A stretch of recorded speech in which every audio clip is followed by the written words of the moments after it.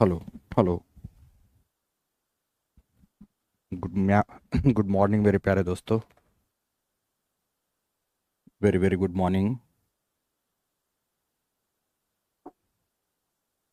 कैसे हो आप सभी लोगों? ओके।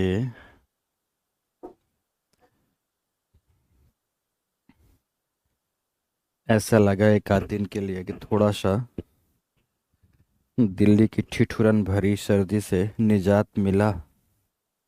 बट फिर से दोस्तों इतनी ज़बरदस्त ठंडी वापस आई है कि सच बताऊं तो ऐसा लगता है कि हड्डियों को ठिठुरा देगी। मुझे पता है आप सब लोग भी, क्या आप सब लोग, चलो बात बदल देता हूँ।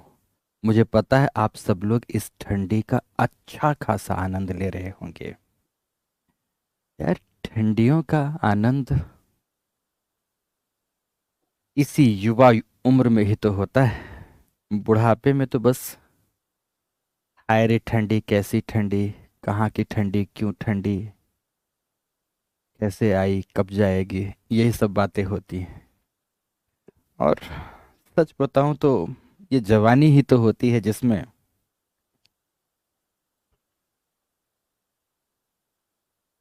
कहाँ है ठंडी, कब है ठंडी, किसे परेशान कर रही है ठंडी। अरे भाई, क्यों जाए ठंडी, इस बात का हम जिक्र करते हैं। ज्यादातर बच्चों को मैंने कहते हुए सुना है कि मुझे तो सारे के सारे इंडियन वेदर्स में विंटर ही पसंद होते हैं। तो पसंद होने भी चाहिए। उम्र के उस पड़ाव में हैं आप कि मुझे पता है इन्वायरमेंट एंड इकोलॉजी की क्लास चल रही हो, जबरदस्त शीत लहर चल रही हो, हाथों में कपकपाहट हो, पर भी फिर भी मन में उल्लास और उत्साह हो, कुछ सीखने का, कुछ जानने का, जुनून कुछ कर गुजरने का हो, तो फिर बात ही कुछ और होती है। और मैं जानता हूं कि आप सब उसी उत्साही भाव से अपनी इस कक्षा को लेते हैं। खैर दोस्तों, सर्वप्रथम तो आप सबसे क्षमा प्रार्थी हूं। कल मेरी क्लास एक विशिष्ट कारणवश नहीं हो पाई। दूसरा, एक और सूचना, आज की जो ये क्लास मैं आपके लिए ले रहा हूं, कंटिन्यूएशन में ठीक उसी फ्लो में ले रहा हूं। बट रियलिटी ये है कि आज मैं अभी आपके सामने मौजूद नहीं हूं।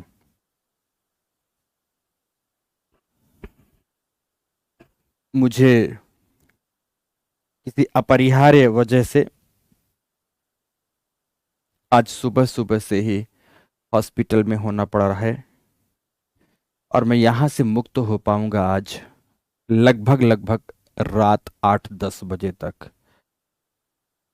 सुबह 6:30 बजे मेरी उपस्थिति हॉस्पिटल में हो चुकी है। पर मैं ये जो क्लास अब आपको दे रहा हूं वो रिकॉर्ड कर दिया हूं।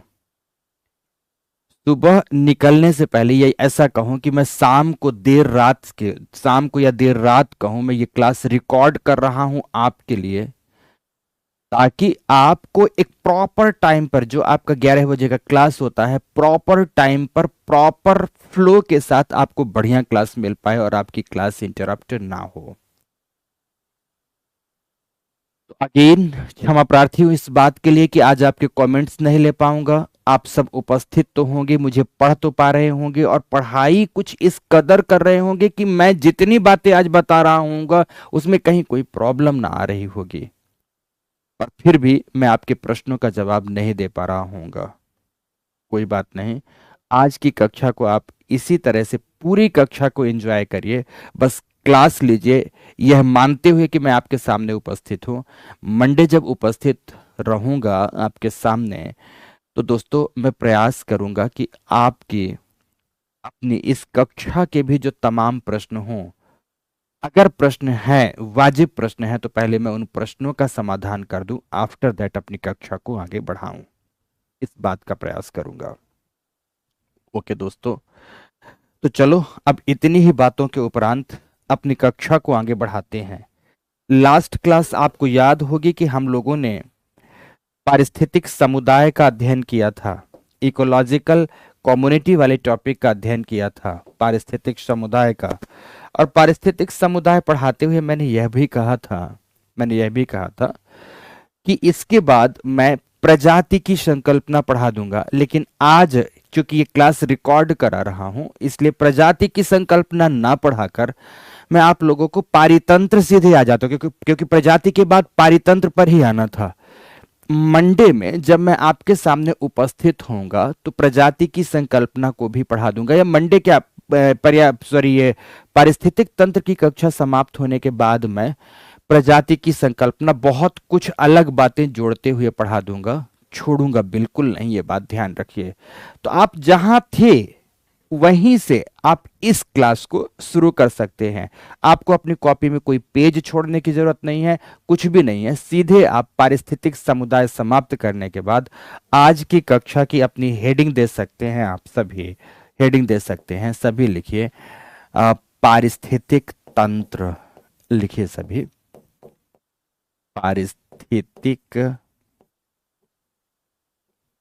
तंत्र। इंग्लिश में आप इसे ही इको सिस्टम के नाम से जानते हैं, इकोसिस्टम। इस टॉपिक को पढ़ेंगे, बड़ा टॉपिक है थोड़ा सा, बहुत आराम से इत्मीनान से पढ़ेंगे।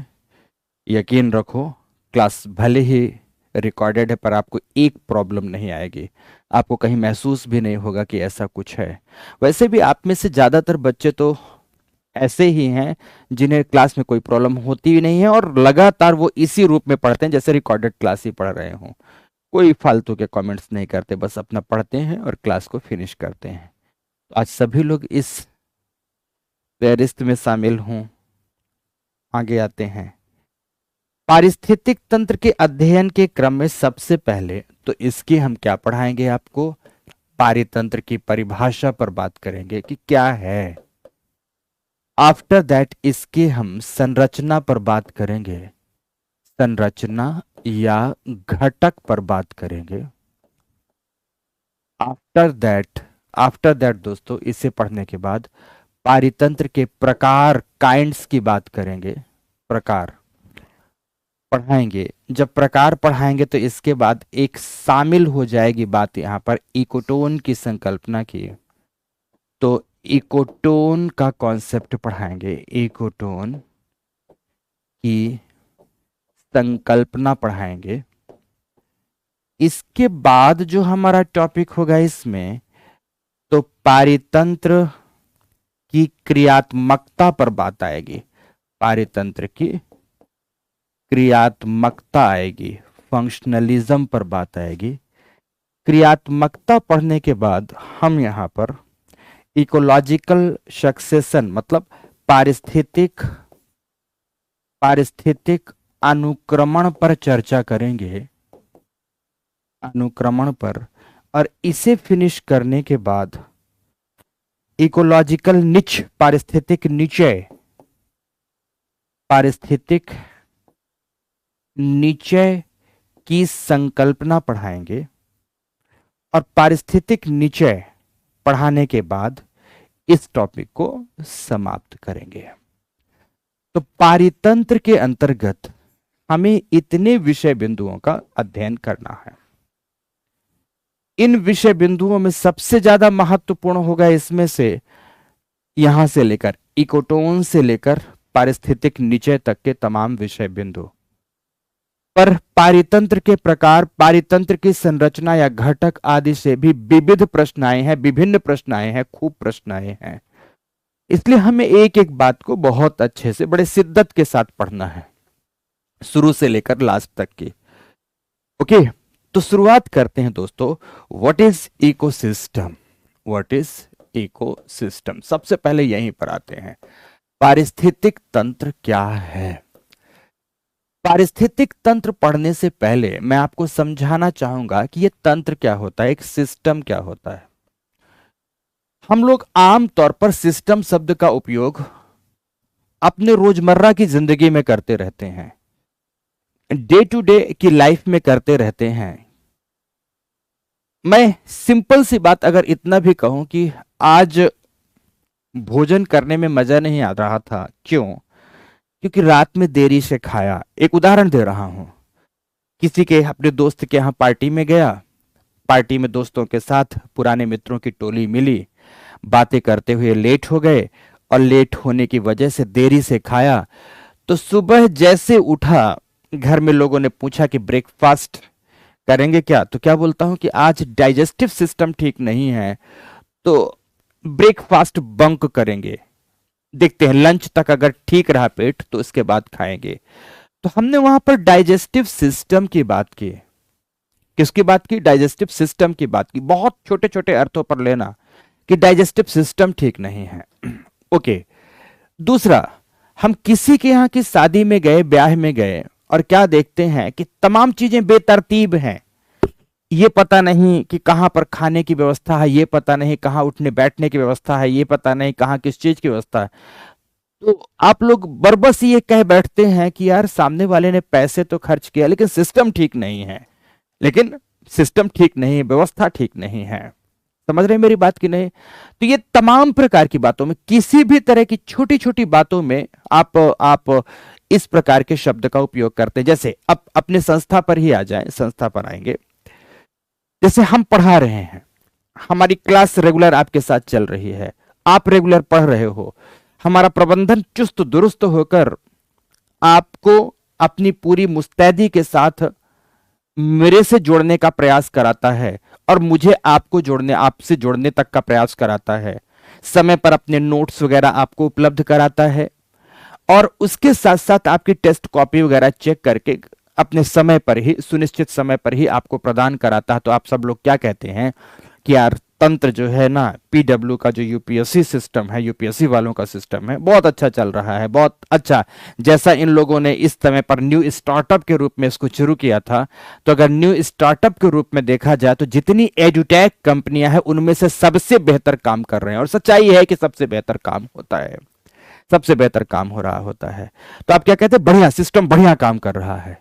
तो ये सिस्टम आप हर जगह उपयोग करते हैं। तो जो सिस्टम होता है दोस्तों, सिस्टम में हमेशा याद रखना कि सिस्टम की आवश्यक शर्त है कि जब भी सिस्टम की बात होगी तो सिस्टम में एलिमेंट होंगे।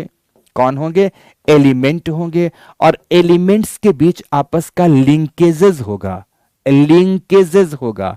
और लिंकेजेस की बात अगर की जाए तो इनके लिंकेजेस से एक विशिष्ट प्रकार का इन्वायरमेंट बन रहा होगा, इन्वायरमेंट बन रहा होगा। और इसकी समग्रता को ही हम क्या कहते हैं? एक तंत्र कहते हैं। तंत्र कैसे? अब इसे समझाना चाहूंगा। कुल मिलाकर हमारा डाइजेस्टिव सिस्टम ठीक नहीं। डाइजेस्टिव सिस्टम का मतलब मुख है, हमारा पाचन तंत्र में मुख है, मुख से पाचन शुरू होता है, फिर आमाशय है, फिर हमारा इंटेस्टाइनल सिस्टम है। तो मुख से लेकर इंटेस्टाइनल सिस्टम तक की जो अपनी व्यवस्था थी पाचन क्रिया की, उसके सब के बीच जो ये एलिमेंट थे, इन एलिमेंट्स के बीच जो लिंकेजेस था उसमें कुछ गड़बड़ झाला है, कुछ प्रॉब्लम्स है। तो जो डाइजेस्टिव सिस्टम का अपना एनवायरनमेंट बन रहा था उसमें कुछ प्रॉब्लम आ रही है, तो हम डाइजेस्टिव सिस्टम को दोष दे देते हैं। हमारी संस्था बहुत अच्छा काम कर रही है, हमारी संस्था का जो तंत्र है यूपीएससी वाले का बहुत अच्छा काम कर रहा है। तो इसमें एलिमेंट है, 3 प्रकार के एलिमेंट है। एक टीचर है, एक विद्यार्थी है और तीसरे प्रकार में प्रबंधन है। ये तीनों मिलकर आपस में भलीभांति प्रकार से काम कर रहे हैं। बच्चे अच्छे से क्लास ले रहे हैं, टीचर अच्छे से क्लास दे रहे हैं, प्रबंधन इन दोनों को जोड़ने में बढ़िया मदद कर रहा है, मतलब सिस्टम अच्छे से काम कर रहा है। तो इन तीनों को जोड़ने से लिंकेजेस जोड़ने का काम जो हो रहा है, इससे एक बढ़िया इंवायरमेंट बनता है, उसको आप सिस्टम कहते हैं। तो कुल मिलाकर सिस्टम एक व्यवस्था है दोस्तों। सिस्टम किस चीज की व्यवस्था है? जुड़ाव की व्यवस्था। समझने की कोशिश करिएगा, हिंदी में आपको समझना है कि सिस्टम अपने आप में एक व्यवस्था है। किस बात की व्यवस्था है? जुड़ाव की व्यवस्था है। जुड़ाव किसकी बात करनी है आपको? ये जुड़ाव की व्यवस्था। तो जुड़ाव किसका? जुड़ाव दोस्तों घटकों का जुड़ाव। जुड़ाव किसका? घटक। एलिमेंट का मतलब क्या होता है? घटक, घटक या तत्व। तत्वों के आपसी जुड़ाव की व्यवस्था को ही तंत्र कहते हैं। बड़े सरल अर्थ में समझो। डिफरेंट डिफरेंट एलिमेंट्स के आपस में जुड़ाव, जुड़ाव मतलब लिंकेजेस की व्यवस्था को ही क्या कहते हैं? तंत्र कहते हैं। तो अब यहां तंत्र में हमें पाचन तंत्र की बात नहीं करना, हमें विवाह तंत्र की बात नहीं करना, हमें संस्था तंत्र की बात नहीं करना है, हमें मृदा तंत्र की बात नहीं करना है, बल्कि हमें पारितंत्र की बात करना है, पारिस्थितिक तंत्र की बात करना है। अर्थात हमारा पारितंत्र है, पारिस्थितिकी भी एक निश्चित व्यवस्था की तरह कार्य करती है। पारितंत्र के विविध घटक आपस में जुड़कर एक निश्चित सुनिश्चित व्यवस्था के भांति कार्य करते हैं, जिसे हम इकोसिस्टम कहते हैं, जिसे हम पारितंत्र कहते हैं। अब आप कहोगे कि सर पारितंत्र के कौन घटक हैं, पारितंत्र के घटकों का क्या जुड़ाव है? तो बड़े सरलता से मैं बताता हूं दोस्तों कि जो हमारा पारिस्थितिक तंत्र है ना, तो हमने पारिस्थितिकी के बारे में बताया था कि पारिस्थितिकी के मूल रूप से दो अवयव हैं। एक वास क्षेत्र है, तो बात आती है किसका वास क्षेत्र? तो जीवों का वास क्षेत्र आता है, जीवों का वास क्षेत्र आता है। तो जब वास क्षेत्र की बात आती है तो इसे हम अजैविक घटक कह सकते हैं, अजैविक घटक की चर्चा में रख सकते हैं। और जब जीवों की बात करेंगे तो इसे हम जैविक घटक के अंतर्गत जैविक घटक के अंतर्गत इसे हम रख सकते हैं। इसका मतलब हो गया बहुत सरल अर्थ में, बहुत सरल अर्थ में कि पारितंत्र क्या है? पारितंत्र एक व्यवस्था है। किस तरह की व्यवस्था है? जैविक एवं अजैविक घटकों के आपसी जुड़ाव की। आपसी जुड़ाव के लिए शब्द मैं क्या प्रयोग करूंगा? अंतर संबंध।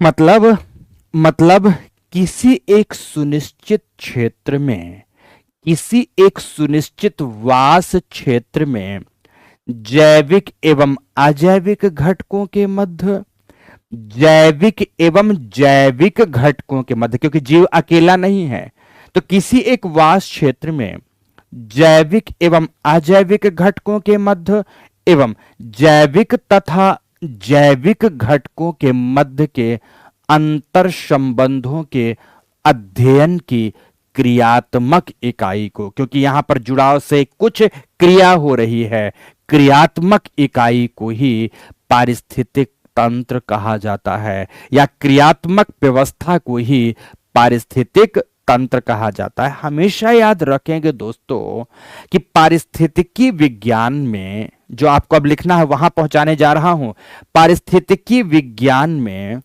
पारिस्थितिक क्रियात्मकता की सबसे सूक्ष्म से लेकर वृहद इकाई कौन है? पारिस्थितिक तंत्र ही होता है, जिसमें से हम जैविक घटकों के बीच, जैविक अजैविक घटकों के मध्य के अंतर संबंधों का अध्ययन करते हैं। और अंतर संबंधों के अध्ययन में ध्यान रखना है कि पारितंत्र का अंतर संबंध चाहे जीव का अजीव से हो रहा हो या जीव का जीव से हो रहा हो, ऊर्जा प्रवाह के उद्देश्य से होता है।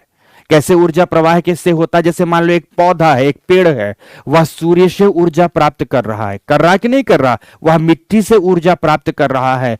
सूर्य से ऊर्जा, प्रकाश ऊर्जा प्राप्त किया, वायुमंडल से कार्बन डाइऑक्साइड प्राप्त किया, मिट्टी से जल तथा पोषक तत्व प्राप्त किया, और इन सब को प्राप्त कर वह विविध प्रकार के कार्बनिक रसायन बनाता है, कार्बोहाइड्रेट्स बना रहा होता है, प्रोटीन का संचय कर रहा होता है, और उसी कार्बोहाइड्रेट्स और प्रोटीन को जो पादप बनाता है, ध्यान रखना ये ऊर्जा है, ऊर्जा का संचयन किया उसने, सिंथेसिस किया, स्वांगीकरण किया, इसी को शाकाहारी वर्ग ग्रहण कर लेता है। शाकाहारी वर्गों में संचित ऊर्जा को मांसाहारी वर्ग ग्रहण कर लेता है।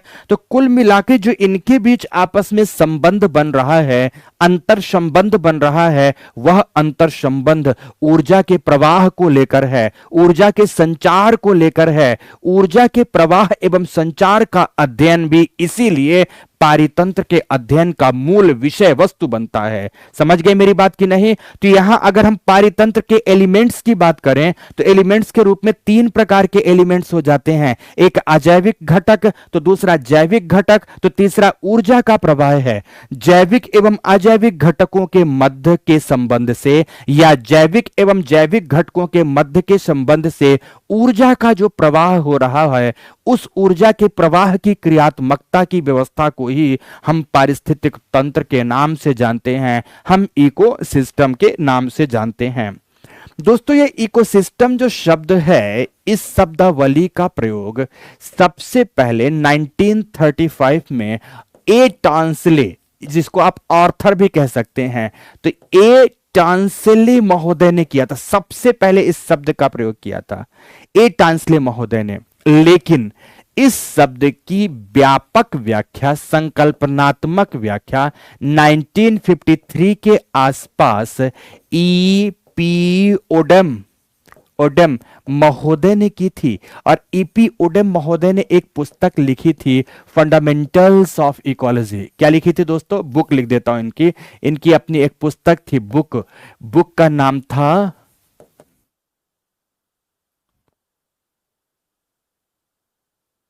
Fundamentals of ecology.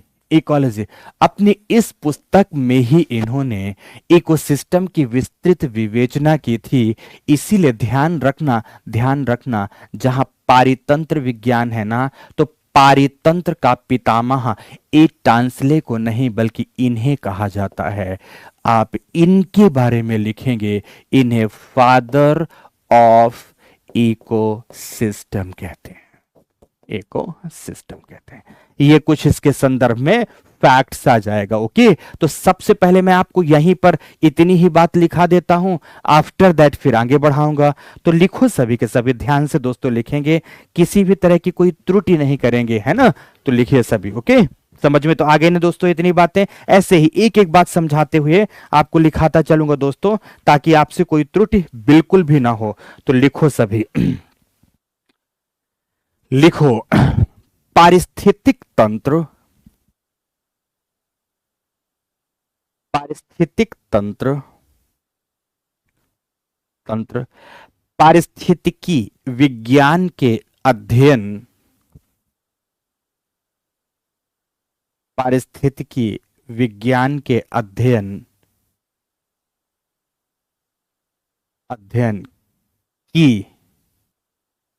की सबसे छोटी से लेकर बृहदतम,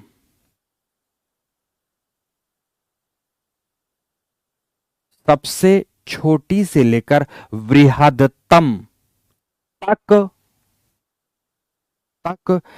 संपूर्ण क्रियात्मक इकाई है, संपूर्ण क्रियात्मक इकाई है,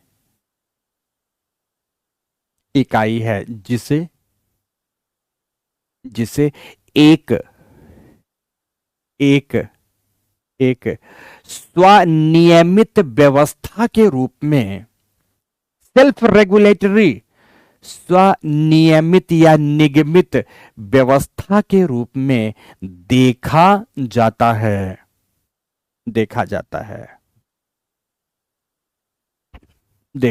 है। पूर्ण विराम लगाएं, लिखें पारिस्थितिक तंत्र के अंतर्गत, पारिस्थितिक तंत्र के अंतर्गत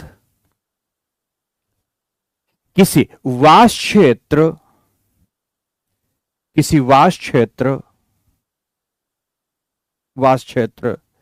के विविध जैविक एवं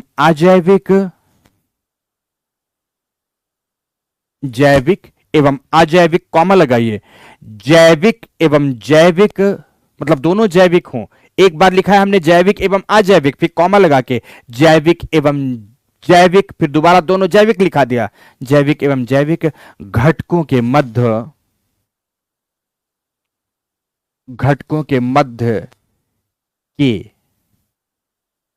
के अंतर संबंधों के साथ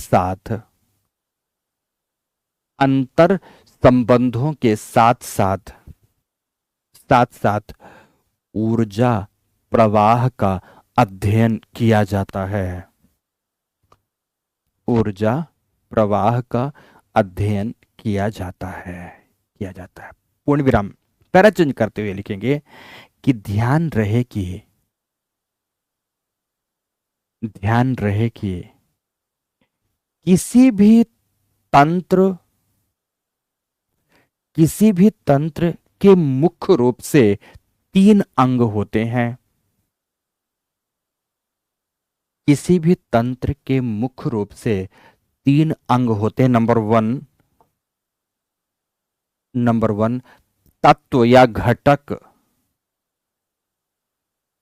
तत्व या घटक। तो नंबर टू आपसी जुड़ाव, आपसी जुड़ाव किसका? घटकों का आपसी जुड़ाव। तो तीसरा जुड़ाव से निर्मित पर्यावरण, जुड़ाव से निर्मित पर्यावरण। पूर्ण विराम, फिर पैरा चेंज करो और फिर क्या लिखोगे कि इकोसिस्टम शब्दावली का प्रयोग सर्वप्रथम,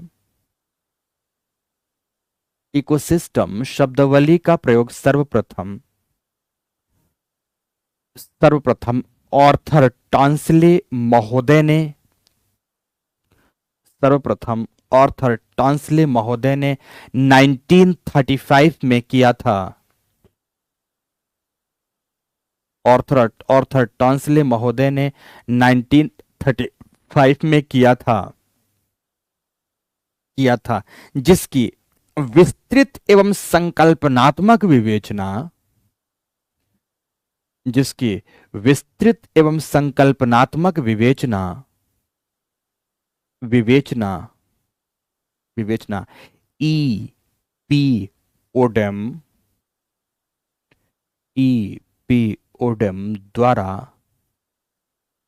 द्वारा अपनी पुस्तक फंडामेंटल्स ऑफ इकोलॉजी, अपनी पुस्तक फंडामेंटल्स ऑफ इकोलॉजी में 1953 में की गई थी, इसीलिए इन्हें ही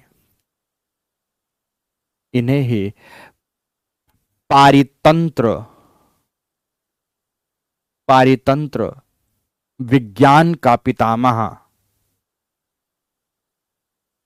इकोसिस्टम नॉट इकोलॉजी, पारितंत्र विज्ञान का पितामह माना गया है।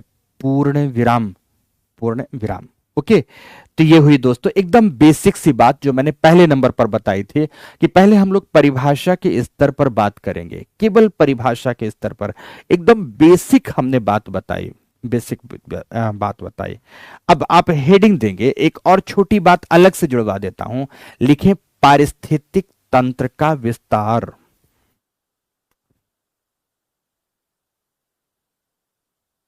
पारिस्थितिक तंत्र का विस्तार, डैश देकर लिखो पारिस्थितिक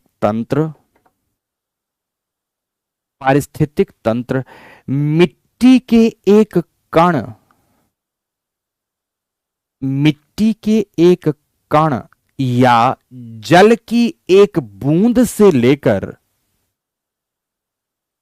जल की एक बूंद से लेकर, जल की एक बूंद से लेकर समस्त पृथ्वी तक व्यापक हो सकता है, समस्त पृथ्वी तक व्यापक हो सकता है। अर्थात जल की एक बूंद का भी अपना एक, जल की एक बूंद का भी अपना एक जैविक पारितंत्र है, जैविक पारितंत्र है। तो पृथ्वी भी एक जैविक, पृथ्वी भी एक जैविक तंत्र की भांति तंत्र की भांति कार्य करती है, कार्य करती है। पूर्ण विराम, पूर्ण विराम। तो ये थी दोस्तों एकदम पहली बेसिक बात, जिसमें हमने परिभाषा आदि के स्तर पर आपको बातें समझाई। अब दूसरे पक्ष पर आते हैं, दूसरे पक्ष पर आते हैं। यहां पहले मैं समझाऊंगा, आफ्टर दैट आप लोग लिखेंगे।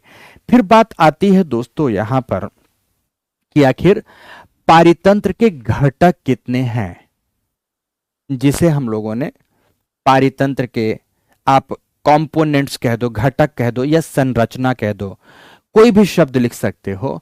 तो सबसे सबसे महत्वपूर्ण जो यहां पर लिखने का विषय बिंदु हो सकता है वो हेडिंग के रूप में होगा। लिखें सभी लोग, पारिस्थितिक को बार बार पारिस्थितिक न लिख के पारी लिख देते हैं, फिर तंत्र लिख देते हैं। तो पारितंत्र की संरचना, ये शब्द लिखो, ज्यादा बेहतर है। और दूसरा भी शब्द लिखना है तो ऑब्लिक करके लिख देना, घटक, स्ट्रक्चर और कंपोनेंट ऑफ द इकोसिस्टम, ऐसा आप कर सकते हो। Structure and component of the ecosystem, ठीक है। तो आप सभी लोग क्या लिखोगे कि इपिओडम महोदय ने, शुरुआत करते फिर समझाते हैं। इपिओडम महोदय ने, लिखो लिखो, पारितंत्र की क्रियात्मकता,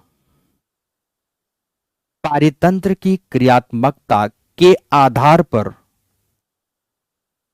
के आधार पर इसकी संरचना को, इसकी संरचना को 3 अवयवों से युक्त माना है। 3 अवयवों से युक्त माना है। कौन कौन से 3 अवयव हैं? तो नंबर 1, अजैविक घटक। अभी आप कुछ नहीं लिखेंगे, अब आप कुछ नहीं लिखेंगे, समझाना है मुझे, बढ़िया समझ लो, फिर लिखाता हूं। दूसरे नंबर पर आएगा जैविक घटक, जैविक घटक। तीसरे नंबर में आएगा ऊर्जा प्रवाह, ऊर्जा प्रवाह। इसे भी एलिमेंट के रूप में ही लेते हैं। अजैविक घटक का मतलब, एबायोटिक कंपोनेंट का मतलब वैसे सारे कंपोनेंट वास क्षेत्र के जिसमें जीवन नहीं पाया जाता है परंतु ऊर्जा के भंडार हैं, ऊर्जा के स्रोत हैं, ऊर्जा के आधार हैं, ऊर्जा प्रदाता हैं। जीवन नहीं है पर ऊर्जा निहित है, जीवन नहीं है पर ऊर्जा निहित है। समझ रहे मेरी बात की नहीं? आपको आपको बीमारी लगी, बुखार आया, डॉक्टर क्या बोलते हैं? पैरासीटामोल की एक टैबलेट ले लीजिए। क्या पैरासीटामोल की उस टैबलेट में जीवन था? कोई जीवन नहीं था, बट आपके जीवन को ठीक करने में उसने भूमिका निभाई। पैरासीटामोल ने एक अलग एनर्जी लेवल का काम किया आपके अंदर, कि नहीं काम किया? आपकी बुखार उतर गई। अर्थात कई ऐसे घटक होते हैं जिनमें जीवन तो नहीं है परंतु मित्रों ऊर्जा का अच्छा स्रोत होते हैं। इसका सबसे अच्छा उदाहरण तो सूर्य का प्रकाश है, इसका सबसे अच्छा तो वायु है। हमारे ब्रीदिंग सिस्टम में, रेस्पिरेटरी सिस्टम में ऑक्सीजन अंदर ग्रहण कर रहे हैं, कार्बन डाइऑक्साइड निकाल रहे हैं। ऑक्सीजन हमारे ऊर्जा का बहुत बड़ा स्रोत है। हम ब्रीद किए, विभिन्न प्रकार की गैसें हैं, उन गैसों में से ऑक्सीजन भी अंदर प्रवेश कर रही है और हमारे ब्लड में ऐसा एक मैकेनिज्म है कि वह अपने लिए आवश्यकता अनुरूप ऑक्सीजन को एब्जॉर्ब कर लेता है। पराशरण दाब का नियम वहां भी लागू होता है। अंदर का सारा तंत्र, मैं अंदर बायोलॉजी सिस्टम पर नहीं जाता बेटा, न मेरा बैकग्राउंड है न मैं जाता ही। थोड़ी बहुत जानकारियां बेहतर तरीके से अगर हैं, इसका मतलब यह नहीं कि मैं उस विषय का ज्ञाता हो गया, बिल्कुल ज्ञाता नहीं हूं दोस्तों। मुझे केवल भूगोल विषय का ज्ञान है अपने। भूगोल मतलब भूगोल, पर्यावरण, पारिस्थितिकी एवं ज्ञान मतलब वो भी अनंत ज्ञान में से कुछ एक सूक्ष्म बिंदु के मात्र का ज्ञान है जो कि आपकी जरूरत का है और उतना मैं आपको प्रदान करा देता हूं दोस्तों। तो ध्यान से सुनो बहुत अच्छे से। वह तमाम घटक जिसमें जीवन नहीं है पर ऊर्जा के अहम स्रोत हैं, वह क्षेत्र में पाए जा रहे हैं, उन्हें हम अजैविक घटकों में रखते हैं। और अब इन अजैविक घटकों में क्या क्या हो सकते हैं? आखिर पहेली क्यों बुझाते हो राजेश मिश्र? आप ये तो बताओ क्या क्या घटक हो सकते हैं। तो बहुत सरल है दोस्तों, आपको यहां पर जानना बहुत सरल है। सबसे पहला तो हो सकते हैं तमाम प्रकार के भौतिक घटक। क्या हो सकते हैं? भौतिक घटक हो सकते हैं। विविध प्रकार के भौतिक घटक इसके अंतर्गत आ जाएंगे। कौन आ जाएगा दोस्तों? फिजिकल एलिमेंट आ जाएंगे। आखिर वो भौतिक घटक कौन कौन से होंगे, आप इन्हें अगर आप देखेंगे तो बहुत अच्छे से आपको समझ में आएगा। भौतिक घटकों को देखो, एक तो स्थल से प्राप्त होने वाले घटक, दूसरा जल से प्राप्त होने वाले घटक, तीसरा वायु से प्राप्त होने वाले घटक, तमाम प्रकार के घटक हो सकते हैं। स्थल से प्राप्त होने वाले घटक का सबसे अच्छा उदाहरण आपके पास मिट्टी है। स्थल से प्राप्त होने वाले घटक का सबसे अच्छा उदाहरण आपको ऊंचाई है। ऊंचाई भी अपने आप में बहुत महत्वपूर्ण फैक्टर होती है पारितंत्र की क्रियात्मकता को प्रभावित करने में। धरातल पर अलग प्रकार की क्रियाविधि चल रही होगी तो 4000 मीटर की ऊंचाई पर अलग प्रकार की क्रियाविधि चल रही होगी। ढाल प्रतिरूप अपने आप में एक अहम भूमिका निभाता है। ढाल प्रतिरूप भी अहम प्रकार की भूमिका निभाता है। जैसे मंद ढाल वाले मैदानी प्रदेशों में अलग प्रकार के पादप एवं जंतु जगत का जीवन पाया जाता है, तो उच्च ढाल वाले पर्वतीय प्रदेशों में अलग प्रकार का पादप एवं जंतु जगत का जीवन पाया जाता है। तो यह भी बहुत अहम भूमिका निभाता है। तो मिट्टी है, मैंने यहां पर लिखा ऊंचाई है, अल्टीट्यूड है, ढाल प्रतिरूप है फिजिकल एलिमेंट्स के रूप में।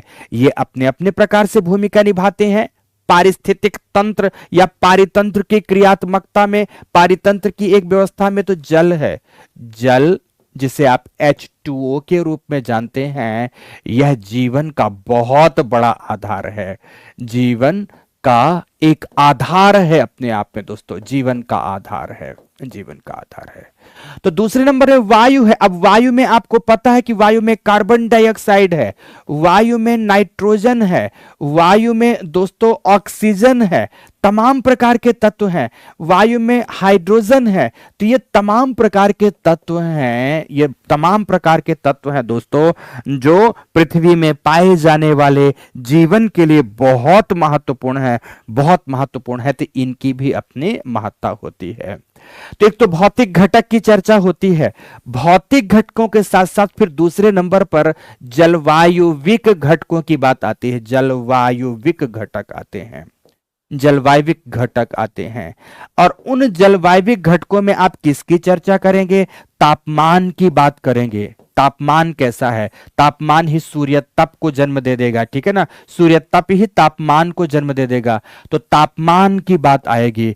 प्रकाश की बात आएगी कि प्रकाश कितना है, उस प्रकाश पर जीवन का आधार छुपा होगा। जैसे आप गहराई के साथ देखें, आपने ज्योग्राफी में आपने मुझसे कक्षा ली होगी कि जैसे जैसे जल में हम गहराई के साथ जाते हैं जीवन बदलता जाता है।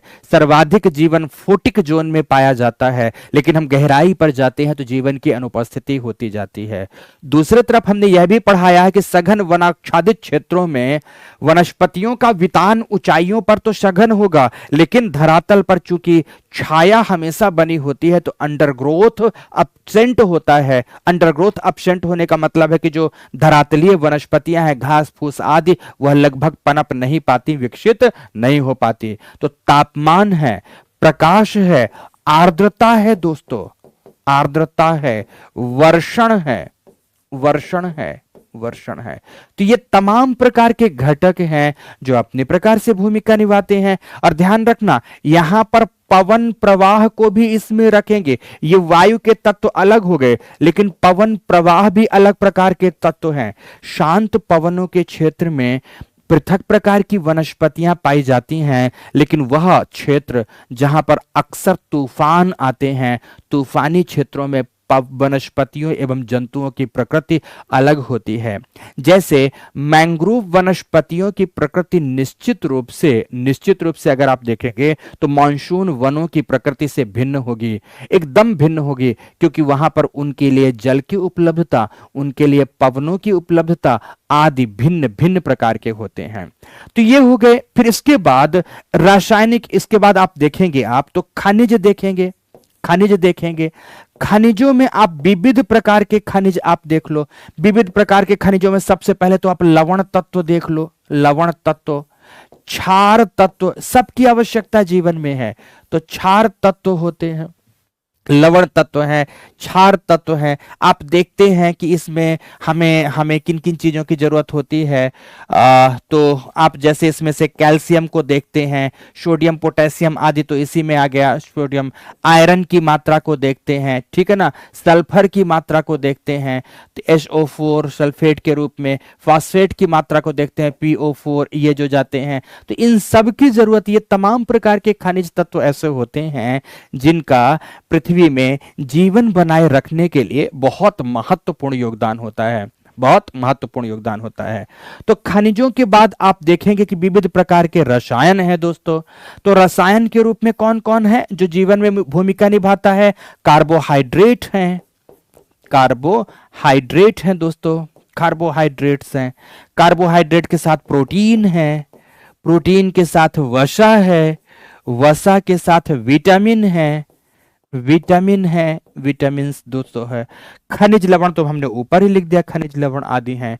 तो ये, मैं ये नहीं कह रहा कि इतना ही, इसके अलावा भी जुड़ सकते हैं विषय बिंदु, पर मूल रूप से हमारे वास क्षेत्र में ये तमाम प्रकार के अजैविक घटक होते हैं, पाए जाते हैं, जो कि पृथ्वी में जीवन को बनाए रखने में, किसी वास क्षेत्र में जीवन को बनाए रखने एवं जीवों को नियंत्रित रखने में मुख्य भूमिका निभाते हैं। इसीलिए यहां हम शब्द दोनों लिखाकर इन विषय बिंदुओं का आरंभ करेंगे। तो क्या लिखा आपने? पहले को ईपीओडम ने 3 प्रकार के घटकों की चर्चा की, तो उसमें से सबसे पहली हेडिंग डालेंगे आप अजैविक घटक, और अजैविक घटकों के साथ डैश देकर लिखेंगे कि यह किसी पारिस्थितिक वास क्षेत्र, यह किसी पारिस्थितिक वास क्षेत्र में पाए जाने वाले, में पाए जाने वाले वैसे घटक हैं, वैसे घटक हैं जिनमें स्वयं का जीवन तो नहीं होता, जिनमें स्वयं का जीवन तो नहीं होता, परंतु परंतु पृथ्वी के जैव ऊर्जा का स्रोत होते हैं, परंतु पृथ्वी के जैव ऊर्जा का स्रोत होते हैं, स्रोत होते हैं, पूर्ण विराम। यह जैविक विकास को नियंत्रित, यह जैविक विकास को नियंत्रित करते हैं, नियंत्रित करते हैं, पूर्ण विराम। जैसे, जैसे में लिखें भौतिक घटक, भौतिक घटक, और भौतिक घटक में ये उदाहरण लिख देंगे। अब आपको पूरा ये पेज पेज में जो लिखा है हमने ये उतार देना है। भौतिक घटक, जलवायविक घटक, खनिज तत्व या खनिज लवण, खनिज तत्व लिख देंगे, रसायन, रसायन, ये सब हैं जो बहुत अहम भूमिका निभाएंगे, रसायन आदि आदि।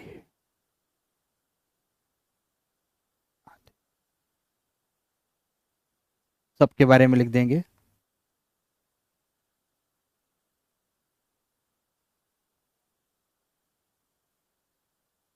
कहीं लेखन की त्रुटि हो जाए बोलने के क्रम में दोस्तों, कैल्शियम, आयोडीन, फेरस, आयरन वगैरह लिख देंगे। आयरन को Fe लिख देंगे फेरस के रूप में, कुछ भी है ना। बॉडी को कॉपर की भी जरूरत होती है, बॉडी को तो बहुत सारे माइक्रो एलिमेंट्स की जरूरत होती है दोस्तों जीवन बनाए रखने के लिए। सल्फर की जरूरत,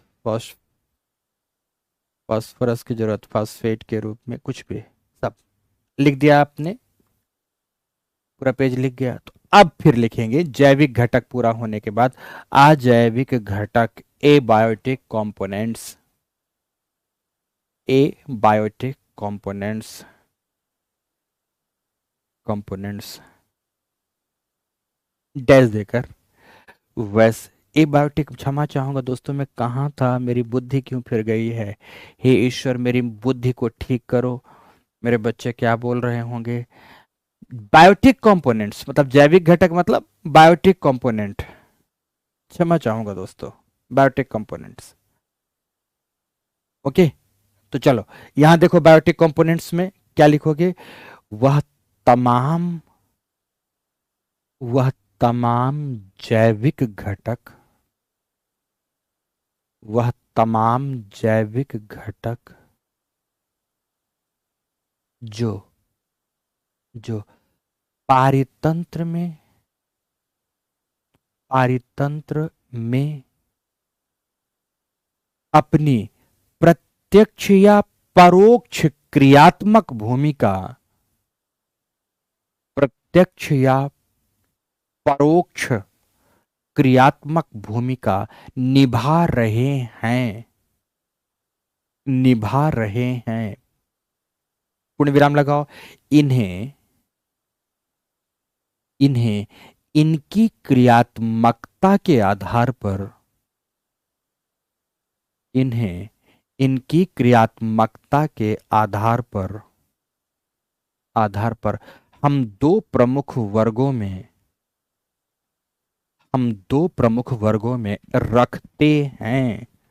रखते हैं। अब ये दो प्रमुख वर्ग कौन से हैं। देखो यहां पर हम बात कर रहे हैं अब बायोटिक कंपोनेंट्स की, जैविक घटक की बात कर रहे हैं, बायोटिक कंपोनेंट्स। ठीक है, अब जैविक घटक के दो अंग कौन से हैं। सबसे पहला होता है स्वापोषी, स्वापोषी, जिसे आप कहते हैं ऑटोट्रॉप्स, ऑटोट्रॉप्स। तो स्वापोषी घटक हैं, सबसे पहले स्वापोषी घटक है ऑटोट्रॉप्स। आप सभी जानते हैं दोस्तों, ऑटोट्रॉप्स कौन है, स्वपोषी कौन है। वह पृथ्वी में पाए जाने वाले वह तमाम जीव जो अपनी भोजन ऊर्जा के लिए दूसरे पर निर्भर नहीं है, प्रकृति से स्वयं ऊर्जा का सिंथेसिस करते हैं, संश्लेषण करते हैं, स्वांगीकरण करते हैं, किसी दूसरे पर निर्भर नहीं है भोजन के लिए। मुझे भूख लगेगी तो मैं अनाज खाऊंगा, जाके घर में रोटी खा लूंगा। मुझे भूख लगेगी तो फल खाऊंगा, मुझे भूख लगेगी तो शाक सब्जियों को खाऊंगा। मैं अपने से सूर्य के प्रकाश से, मिट्टी से भोजन का अर्जन नहीं कर सकता। कुछ लोग हैं जो मांस खाएंगे, बिल्कुल सर्वाहारी है ना मानव, तो इसलिए मांस खाएंगे। अर्थात हम तो दूसरे पर निर्भर हैं, पर पृथ्वी में कुछ ऐसे भी जीव हैं जो अपनी भोजन ऊर्जा के लिए, भोज्य रसायन ऊर्जा के लिए स्वयं तथा स्वयं की क्रियात्मकता पर निर्भर हैं। उन्हें स्वपोषी कहा जाता है। चूंकि यह अपने भोजन के लिए स्वयं पर निर्भर होते हैं, इसीलिए इन्हें उत्पादक कहते हैं, प्रोड्यूसर भी कहते हैं। दोस्तों क्या कहते हैं इन्हें, प्रोड्यूसर के नाम से भी इन्हें जानते हैं, संबोधित करते हैं।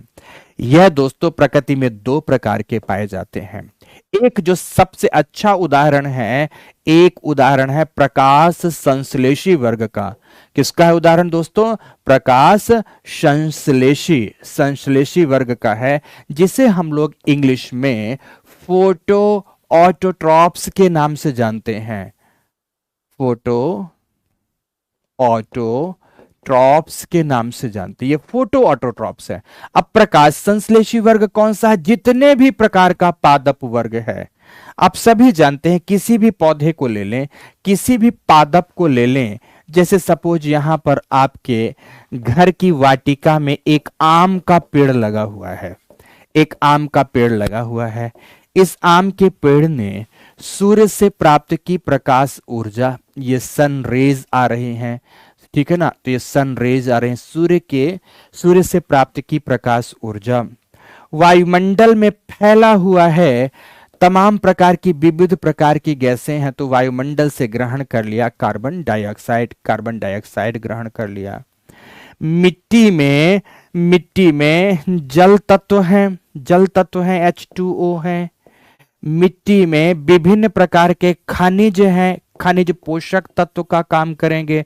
तो मिट्टी से जल तत्व ले लिया, खनिज तत्व ले लिया, मिट्टी से ही खनिजों में जैविक एवं अजैविक दोनों प्रकार के खनिज ले लिया, जिसमें से ह्यूमस आदि भी प्राप्त करता है, ह्यूमस आदि भी प्राप्त करता है।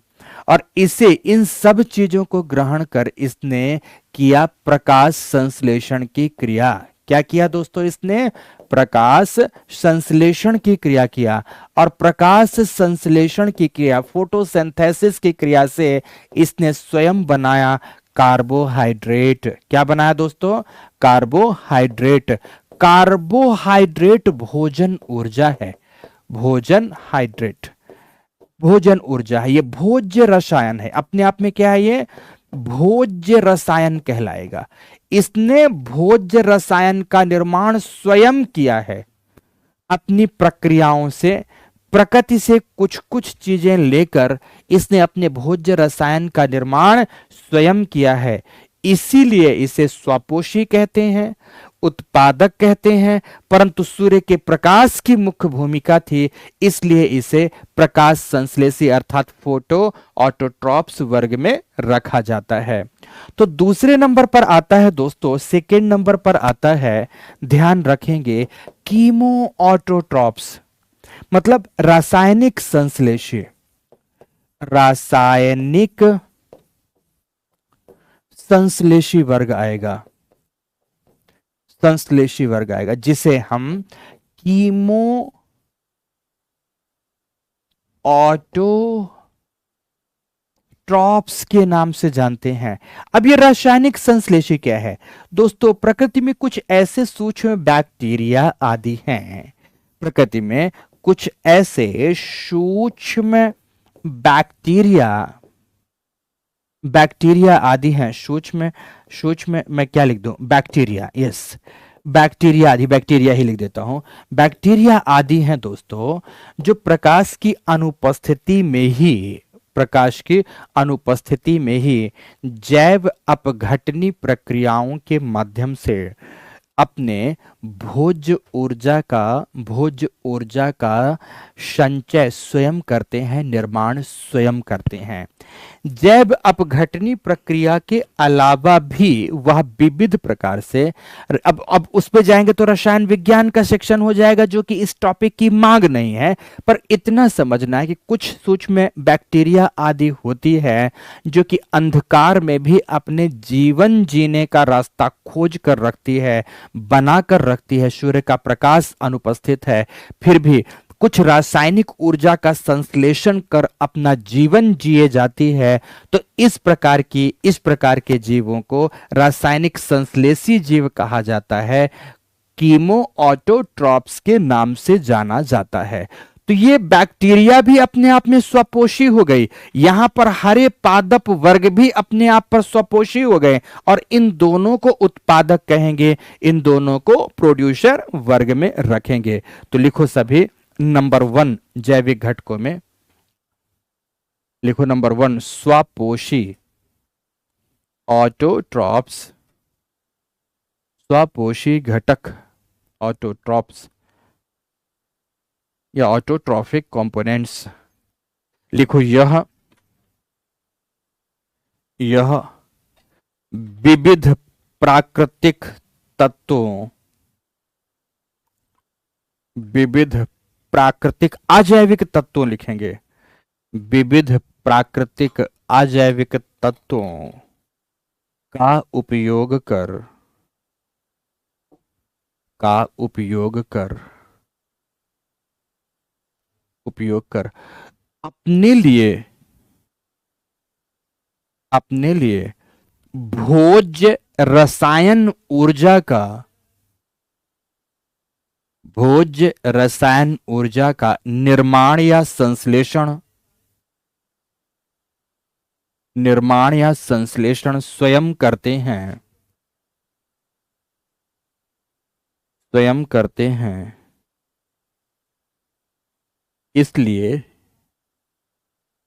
इसलिए इन्हें स्वपोषी या उत्पादक या उत्पादक कहा जाता है। कहा जाता है, पूर्ण विराम। यह दो प्रकार के हैं। यह दो प्रकार के, नंबर 1 प्रकाश संश्लेषी। प्रकाश संश्लेषी फोटो ऑटोट्रॉप्स, जिसमें जिसमें प्रकाश संश्लेषण करने वाले सभी, प्रकाश संश्लेषण करने वाले सभी हरे पादप वर्ग आते हैं। अब आप में से कुछ बदमाश बच्चे होंगे, बोलेंगे सर लाल वाले नहीं आएंगे, तो पिटाई खाएंगे।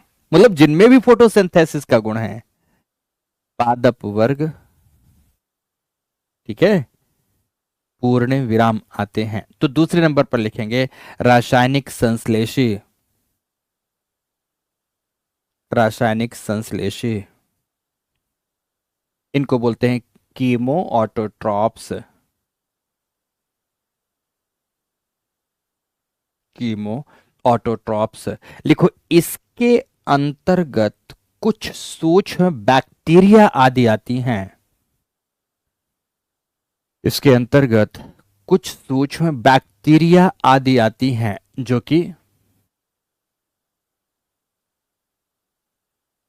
कि प्रकाश की अनुपस्थिति में भी, प्रकाश की अनुपस्थिति में भी विभिन्न रसायनों से, विभिन्न रसायनों से रासायनिक प्रक्रिया के माध्यम से,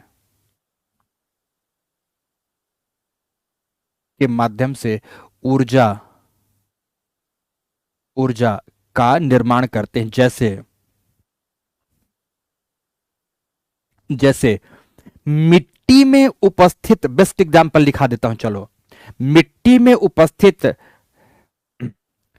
nitrifying bacteria, nitrifying bacteria ammonia, ammonia हो गया अपने आप में रसायन। नाइट्रीफाइंग बैक्टीरिया अमोनिया का रूपांतरण, नाइट्रेट, नाइट्रेट एंड नाइट्राइट्स में चेंज करते हैं ना, तो अमोनिया का रूपांतरण नाइट्रेट में करते हुए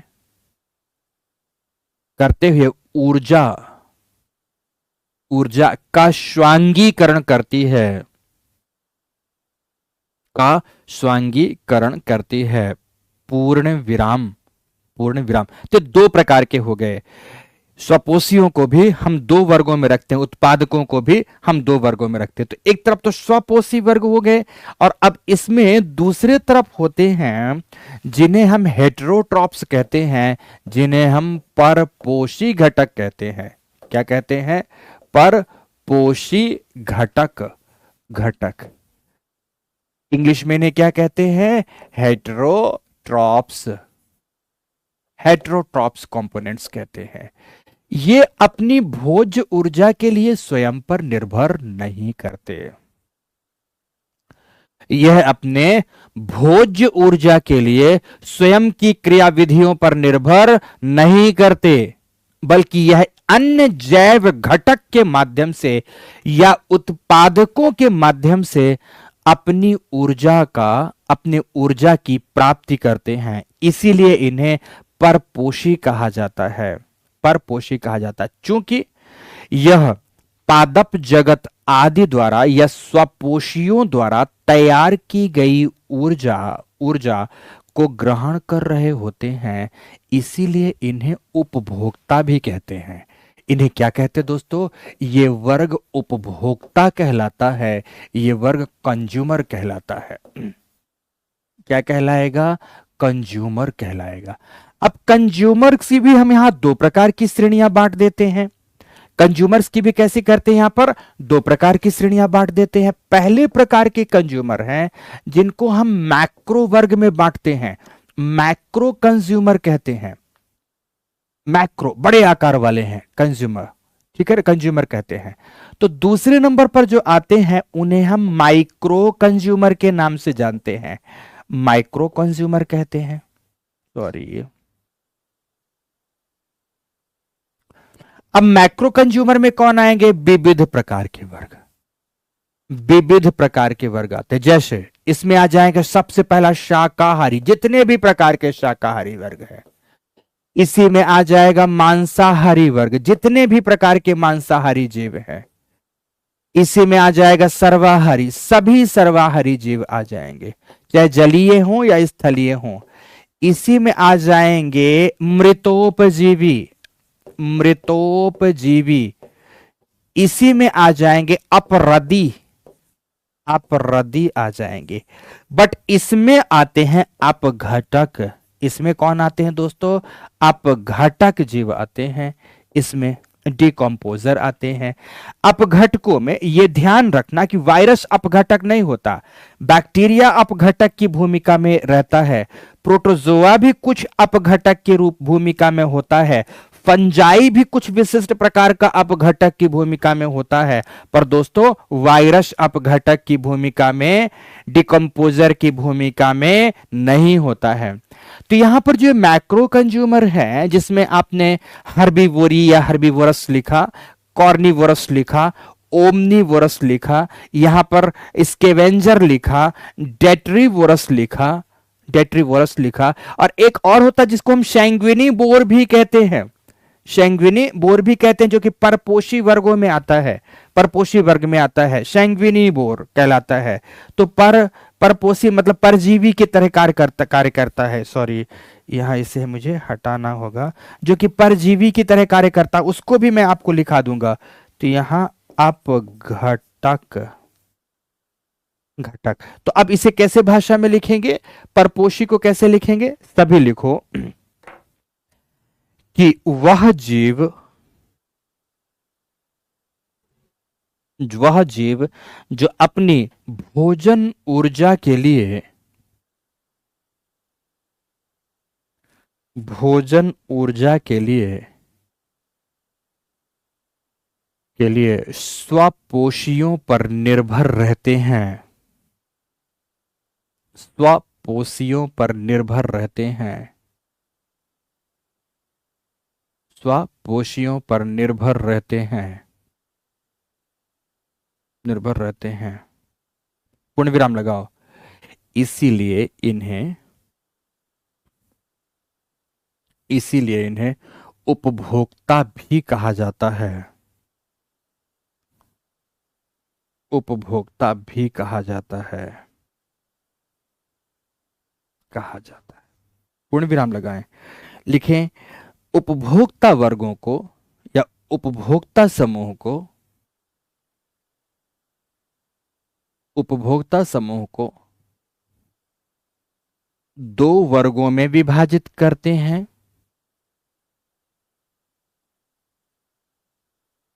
दो वर्गों में विभाजित करते हैं। नंबर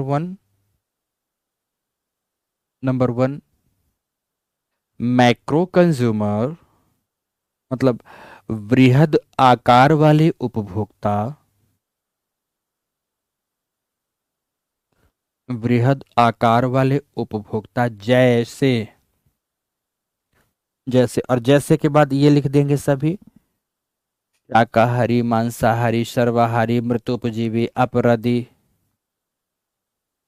अपराधी में कौन आ जाएगा? कॉकरोच आ जाएगा, कछुआ आ जाए, सॉरी केचुआ आ जाएगा।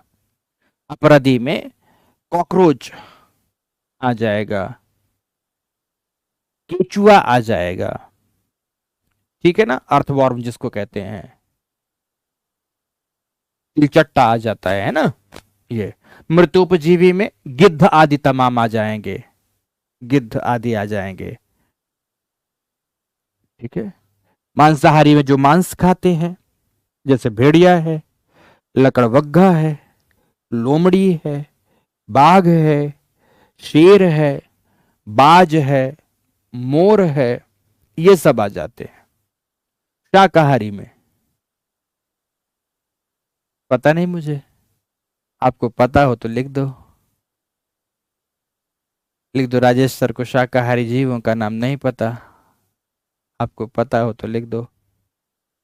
कुत्ता शाकाहारी है मांसाहारी? बिल्ली शाकाहारी है मांसाहारी? आप बोलो सर दोनों है। किस में आ जाएंगे ये? ओमनीवोरस में आ जाएंगे, सर्वाहारी में आ जाएंगे। पर गाय मांस खाती है क्या? कुछ बच्चों को भैंस बड़ी प्रिय है क्लास में, तो भैंस मांस खाती है क्या? घोड़ा मांस खाते हैं क्या? हाथी, गेंडा, जिराफ, हिपोपोटामस मांस खाते हैं क्या? पता नहीं मुझे, आप जानो भाई, आपको जानना चाहिए, मुझे नहीं पता। खरगोश खाता है क्या मांस? बताओ दोस्तों, मुझे नहीं पता, मैं नहीं जानता सच में। ओके, तो ये लिख दिया आपने अपराधी। फिर लिख दिया आप सेकेंड नंबर पर micro consumer. Micro consumer dash देकर लिखेंगे, इसके अंतर्गत सूक्ष्म जीवों में अपघटक वर्ग आते हैं। सूक्ष्म जीवों में अपघटक वर्ग आते हैं। अपघटक वर्ग आते हैं। लिखिए अपघटकों में कुछ विशिष्ट बैक्टीरिया, प्रोटोजोआ, फंजाई फंजाई आदि हैं, परंतु वायरस माइक्रो कंज्यूमर है बट अपघटक नहीं है, परंतु वायरस अपघटकों की श्रेणी में नहीं आता। माइक्रो कंज्यूमर तो वो भी है, वो भी तो कंज्यूम करेगा ना वायरस, पर अपघटक नहीं है वो। अपघटक कौन से जीव है जो कि जैव घटकों को मौलिक घटकों में तोड़ देते हों? समझ रहे हैं ना, जैव जो मृत जैव घटक है उनको मौलिक घटकों में तोड़ देते हों, मौलिक अवयवों में तोड़ देते हों, तो वो है अपघटक। पूर्ण विराम, ध्यान रखेंगे वायरस अपघटक नहीं है। माइक्रो कंज्यूमर में तो वायरस भी आएगा बट वो अपघटक नहीं है, अपघटकों की श्रेणी में नहीं आता है। पूर्ण विराम, क्या लिखा आपने दोस्तों? पूर्ण विराम। तो ये थे आपके कंपोनेंट्स में पहले पहले कंपोनेंट्स एबायोटिक कंपोनेंट्स, दूसरे में बायोटिक कंपोनेंट्स। तो अब तीसरे नंबर में आएगा ऊर्जा। तीसरा कंपोनेंट कौन सा दूसरा दोस्तों? ऊर्जा। तो थर्ड पॉइंट लिखो, तीसरा बिंदु ऊर्जा, एनर्जी। एनर्जी तो टेंस देकर लिखना है कि किसी भी पारिस्थितिक तंत्र, किसी भी पारिस्थितिक तंत्र तंत्र में में क्रियात्मकता का,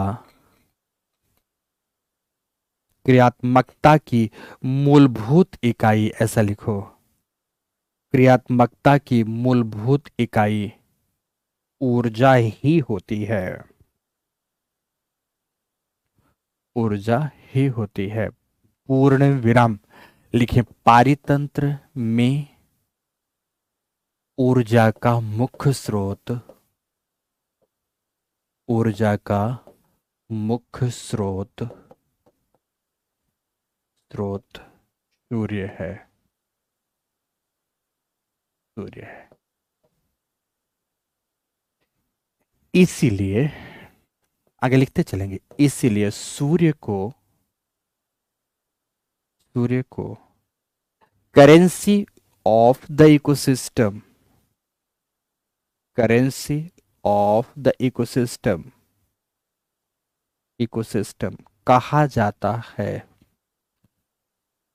करेंसी ऑफ द इकोसिस्टम कहा जाता है। पूर्ण विराम, पूर्ण विराम। लिखें सूर्य,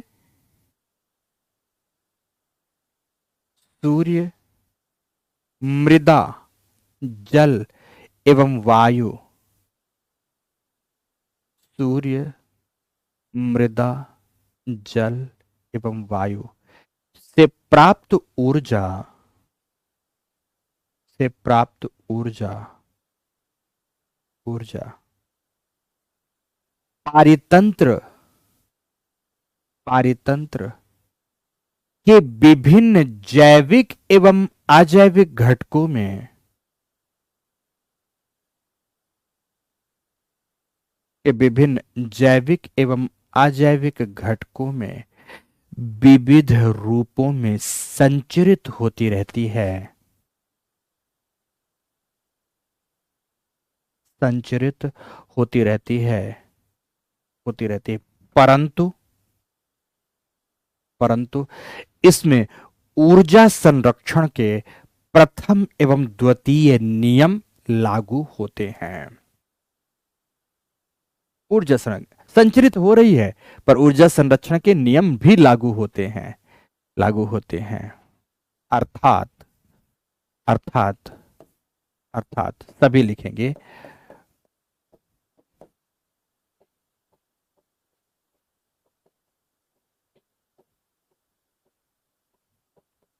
अर्थात ऊर्जा न तो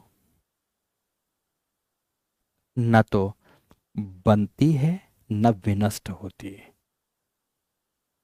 ऊर्जा न तो बनती है न ही विनष्ट होती, बल्कि बल्कि बल्कि एक घटक से दूसरे घटक में प्रवेश करते समय, एक घटक से दूसरे घटक में प्रवेश करते समय इसका केवल रूप बदलता है। इसका केवल रूप बदलता है तथा, दूसरी बात भी जोड़ते हैं, तथा तथा तथा कुछ मात्रा का ह्रास हो जाता है। मात्रा की कमी, ह्रास मतलब कमी, ह्रास हो जाता है, जिसे लिंडमैन ने 10% का नियम कहा। जिसे लिंडमैन ने 10% का नियम कहा। लिंडमैन का 10% का नियम, law of 10% by Lindeman. Lindeman के 10% का नियम कहा गया। अर्थात लिंडमैन के अनुसार, अर्थात लिंडमैन के अनुसार, अर्थात विभिन्न पोषण स्तरों में, विभिन्न पोषण स्तर, ट्रॉफिक लेवल समझाऊंगा, विभिन्न पोषण स्तरों में संचरित होती हुई ऊर्जा, संचरित होती हुई ऊर्जा का 90%, संचरित होती हुई ऊर्जा का 90% भाग, का 90% भाग श्वसन, श्वसन, अपघटन, अपघटन तथा अपचयन जैसी क्रियाओं में खर्च हो जाता है। श्वसन, अपघटन तथा अपचयन जैसी क्रियाओं में खर्च हो जाता है। शेष 10% मात्रा ही, शेष 10% मात्रा ही अगले पोषण स्तर में प्रवेश करती है। अगले पोषण स्तर में प्रवेश करती है। जैसे जैसे मान लो दोस्तों, बहुत सरल उदाहरण से समझाता हूं। मान लो कि यहां पर पेड़ था, ठीक है, ना केवल पेड़ था बल्कि विविध प्रकार से यहां पर घास आदि भी उगी हुई है, घास फूस आदि, मतलब मान लो पूरा तरह से वन है। अब पेड़ पौधों ने सूर्य से ऊर्जा प्राप्त की, कार्बन डाइऑक्साइड प्राप्त की, वायुमंडल के जलवाष्प का भी उपयोग कर लेता है, ये जल का भी उपयोग कर लेता है, मिट्टी से भी विविध प्रकार के पोषक तत्व ग्रहण किया और इसने ऊर्जा बनाई। और इन्होंने, एक एग्जाम्पल देता हूं, मान लो कि 10,000 कैलोरी ऊर्जा ये बनाते हैं। ऊर्जा को यहां पर हम कैलोरी से डिनोट करेंगे। 10,000 कैलोरी ऊर्जा, मान लो एक उदाहरण देता हूं दोस्तों कि मान लो इतनी ऊर्जा इन्होंने प्रोड्यूस की। अब इस ऊर्जा को प्रोड्यूस इन्होंने कर दिया। अब ये ऊर्जा इनसे संचरित हुई शाकाहारी वर्ग में। किसमें संचरित हुई? शाकाहारी वर्ग में। शाकाहारी वर्ग को कौन खाएगा? मांसाहारी वर्ग खाएगा। तो ये ऊर्जा मांसाहारी में जाएगी और फिर इस मांसाहारी को कौन खाएगा? उच्च मांसाहारी खाएगा। उच्च मांसाहारी खाएगा।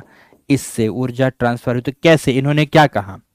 इन्होंने कहा कि ऊर्जा का यहां पर जो स्थानांतरण होगा, ऊर्जा का जो यहां पर संचरण होगा, केवल 10% का संचरण होगा। 10% का संचरण होने का मतलब था कि यहां से ये ऊर्जा जब शाकाहारी वर्ग में जाती है तो केवल 10% गई, अर्थात 1000 कैलोरी ही गई। शेष 90% मात्रा यहां इन्होंने जैव अपघटनी प्रक्रिया में, श्वसन आदि प्रक्रिया में, श्वसन आदि प्रक्रिया में, अपचयन आदि प्रक्रियाओं में इन्होंने खर्च कर ली। अब यहां पर देखो, अब इससे जब ऊर्जा यहां पर स्थानांतरित हो रही होगी तो फिर से 10% ऊर्जा ही जाएगी। तो जो मांसाहारी वर्ग है, मांसाहारी वर्ग में केवल 100 कैलोरी एनर्जी जाएगी, केवल 100 कैलोरी एनर्जी जाएगी। अब 100 कैलोरी एनर्जी गई। अब ये ऊर्जा जब इधर उच्च मांसाहारी में जाएगी तो फिर से केवल 10% ही जाएगी। 10% जाने का मतलब है इसमें केवल 10 कैलोरी एनर्जी ही पहुंची। 10 कैलोरी एनर्जी पहुंची, मतलब हर स्तर पर 90% मात्रा खर्च हो रही है। 10% ऊर्जा की मात्रा का ही ट्रांसमिशन हो रहा है।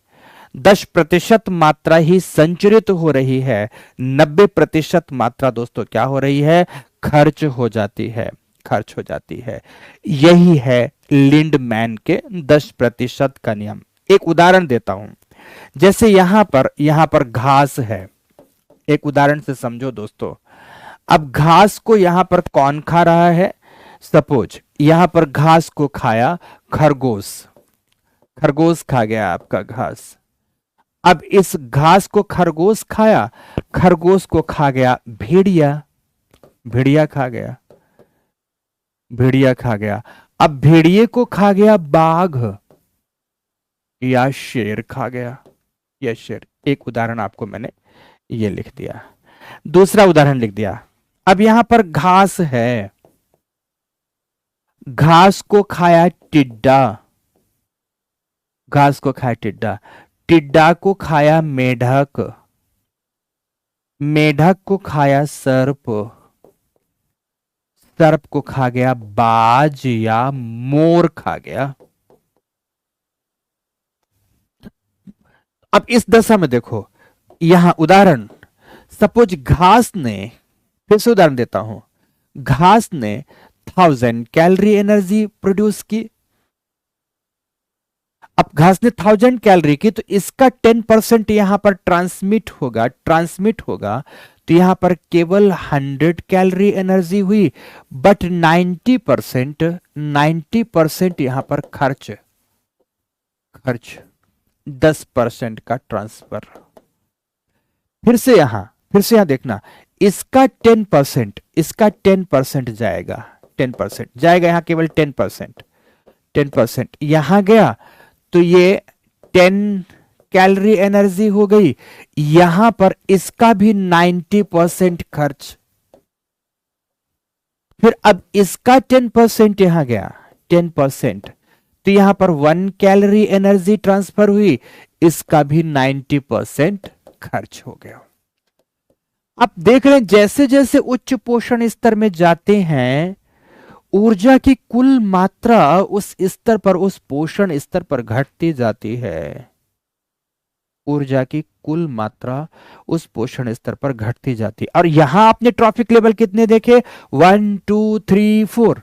अब यहां आप ट्रॉफिक लेवल कितने देखोगे, 1 2 3 4 5, 5 पोषण स्तर देखोगे। लिंडमैन का यह भी कहना था कि किसी भी पारितंत्र में अधिकतम 6 पोषण स्तर तक प्राप्त होते हैं। उससे अधिक पोषण स्तर पाए जाने की संभावना नहीं है, नहीं लिखते, नगण्य है, क्योंकि उतने स्तर तक पहुंचते पहुंचते ऊर्जा की मात्रा इतनी कम होती है कि उस स्तर के जीव अपने जीवन को लंबे दिन तक सस्टेन नहीं कर पाते हैं, नहीं कर पाते हैं। यहां भी वही नियम लागू होगा। सपोज यहां पर इन्होंने 1000 कैलोरी बनाई थी, 1000 कैलोरी बनाई, तो 1000 कैलोरी से ट्रांसफर हुई 100 कैलोरी, 100 कैलोरी से ट्रांसफर हुई 10 कैलोरी, 10 कैलोरी से ट्रांसफर हुई 1 कैलोरी, 1 कैलोरी से ट्रांसफर हुई 0.1 कैलोरी एनर्जी ट्रांसफर हुई। मतलब कितनी कम होती जाती है। तो आगे वाला जो वर्ग है वो अधिक सस्टेन नहीं कर पाएगा। इसीलिए आमतौर पर किसी भी पारितंत्र में जो पोषण स्तर होते हैं, ट्रॉफिक लेवल होती है, विभिन्न जो चरण है इन्हें ट्रॉफिक लेवल्स कहते हैं, वह कितने हो जाते हैं, 5 से 6 ही प्राप्त होते हैं, उससे अधिक प्राप्त नहीं होते हैं, प्राप्त नहीं होते हैं। इस प्रकार की बात इन्होंने रखी है। ठीक है, ओके। तो ये है दोस्तों लिंडमैन के 10% का नियम। ऊर्जा ट्रांसफर होगी, ट्रांसफर होते समय रूप बदलेगा, रूप बदलने के साथ कुछ मात्रा का ह्रास होगा, बट ह्रास 90% मात्रा हो गया। पारितंत्र में विभिन्न पोषण स्तरों में 10% का स्थानांतरण हो गया। पर ह्रास कैसे हुआ, ह्रास रूप बदला है, अपघटन की प्रक्रिया में वो खत्म नहीं हुआ, कहीं चला गया। अपचयन की प्रक्रिया में खत्म नहीं हुआ, कहीं चला गया। श्वसन की प्रक्रिया में खत्म नहीं हुआ, कहीं चला गया। ऊर्जा खत्म नहीं होती, ऊर्जा बनती नहीं है, विनष्ट नहीं होती। ये नियम इस पर लागू होता है। तो ये उदाहरण आप विभिन्न लिख लोगे अपने जरूरत के हिसाब से, ये विभिन्न उदाहरण लिख लोगे दोस्तों। ठीक है, ये विभिन्न उदाहरण इस बात को समझाने और दिखाने के क्रम में उदाहरण के साथ हमने यहां पर, तो ये तमाम उदाहरण आप इसके लिख लेंगे तो आपको समझने में हमेशा सरलता या सहजता रहेगी। ऊर्जा के संदर्भ में बातें। तो क्या आपने देखा दोस्तों, फिर से आपको बताना चाहूंगा, आपने क्या देखा कि पारिस्थितिक तंत्र में, पारिस्थितिक तंत्र की संरचना अगर देखी जाए, घटकों का अध्ययन किया जाए तो घटक 3 प्रकार के हैं, अजैविक घटक, जैविक घटक एवं ऊर्जा। इन तीनों का अध्ययन एक एक प्रकार से किया है। आज की अपनी इस कक्षा के अंतर्गत दोस्तों हम अभी एक और विषय बिंदु को ले लेते हैं, और वो विषय बिंदु होगा, सभी के सभी हेडिंग देकर लिखेंगे, लिखे टाइप्स ऑफ द इकोसिस्टम, सभी लिखेंगे। पारितंत्र के प्रकार, ये कलर साथ दिखे ना आपको, तो मैं दूसरा ले लेता हूं। यस, पारितंत्र के प्रकार, टाइप्स ऑफ द इकोसिस्टम। पारितंत्र के प्रकार, ध्यान रखना, ये टाइप्स भी कह सकते हो और काइंड्स भी कह सकते हो। ये काइंड्स ऑफ द इकोसिस्टम भी हो सकता है और टाइप्स ऑफ द इकोसिस्टम भी हो सकता है, दोनों बातें हो सकती हैं यहां पर। क्लियर? तो अब टाइप्स ऑफ द इकोसिस्टम को मैं केवल एक फ्लो चार्ट बनाकर दिखा देता हूं, एक बढ़िया फ्लो चार्ट बनाकर दिखा देता हूं। वो फ्लो चार्ट आपको भी डेवलप करना है, आपको भी बनाना है, और उसमें सारे प्रकार आ जाएंगे। ठीक है, सारे प्रकार आ जाएंगे। तो देखो, सबसे पहले ध्यान रखना कि पारिस्थितिक तंत्र की अगर क्रियात्मकता देखी जाए, और क्रियात्मकता के संदर्भ में प्रत्येक तंत्र में नियंत्रक कारक को देखा जाए कि जहां पर पारिस्थितिक प्रदेश पाया जा रहा है, उस पारिस्थितिक प्रदेश का जो पारितंत्र की क्रियात्मकता पाई जा रही है, बनी हुई है, उसमें नियंत्रण की भूमिका किसकी है, मुख्य प्रकृति की है या मानव की है। अगर प्रकृति की है तो पारितंत्र प्राकृतिक हो जाएगा, और अगर मानव है तो पारितंत्र मानवीय हो जाएगा। तो पारितंत्र के प्रकार में एक बात आपको लिखना है यहां पर कि लिखें कि पारितंत्र, भाषा में लिखेंगे फिर फ्लो चार्ट बनाएंगे, लिखे पारितंत्र की क्रियात्मकता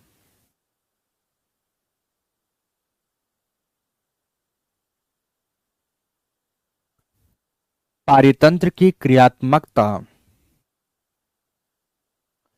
क्रियात्मकता में नियंत्रक की भूमिका के आधार पर, नियंत्रक की भूमिका के आधार पर पारितंत्रों को दो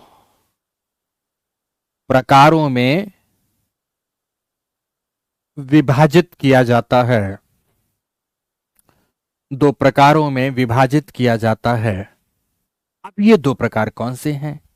तो एक तरफ नेचुरल इकोसिस्टम, प्राकृतिक पारितंत्र, क्योंकि प्रकृति नियंत्रक है, प्राकृतिक पारितंत्र। तो दूसरी तरफ आता है दोस्तों कृत्रिम पारितंत्र, आर्टिफिशियल इकोसिस्टम, कृत्रिम पारितंत्र। इसमें नियंत्रक की मुख्य भूमिका प्रकृति की है, मानव का कोई हस्तक्षेप नहीं है, और इसमें नियंत्रक की भूमिका मानव की है, मानवीय हस्तक्षेप है।